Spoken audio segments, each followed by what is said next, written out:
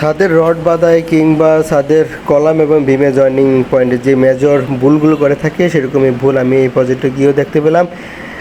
একটু খেয়াল করলে দেখবেন যে আমাদের 10 ইঞ্চি জুল এবং 5 ইঞ্চি ছাদে টোটাল 15 ইঞ্চির ভিতরে দুইটা রিং হওয়ার কথা, 6 ইঞ্চি পর্ব যদিও দেই, কিন্তু এখানে একটা রিংও দেওয়া হয়নি। এটা মারাত্মক একটি ভুল এবং আমি দেখলাম যে ছাদের কোথাও দেওয়া হয়নি। আরেকটি জিনিস হলো যে রিংয়ের যে আমরা জোড়ার যে দিকটা সেটা নিচের দিকে দেওয়া হয়েছে, সেটা কখনো নিচের দিকে হবে না, সেটা অবশ্যই উপর সাইডে হবে, একটা ডানে একটা বামে।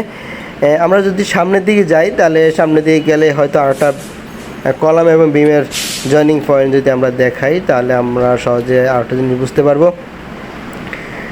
দেখেন এটার মধ্যে, হ্যাঁ এটার মধ্যে কিন্তু সেম, অর্থাৎ এই যে 15 ইঞ্চি জায়গা এর মধ্যে কিন্তু একটাও আপনার রিং ব্যবহার করা হয় না। এটা কিন্তু অত্যন্ত ঝুঁকিপূর্ণ। তাই যারা বাড়ির মালিক আছেন তারা অবশ্যই কন্ট্রাক্টরের সাথে এই বিষয় নিয়ে আগে থেকেই সতর্ক অবস্থা থাকবেন, কারণ কন্ট্রাক্টররা এই ব্যাপারটা কিন্তু এড়িয়ে যেতে চায় এবং তারা বোঝাতে চায় এটা কিছুই হবে না, কিন্তু এটা অনেক বড় একটি ঝুঁকিপূর্ণ বিষয় এবং ভূমিকম্প হলে এই জায়গা থেকে ক্র্যাক হওয়ার সম্ভাবনা থাকে।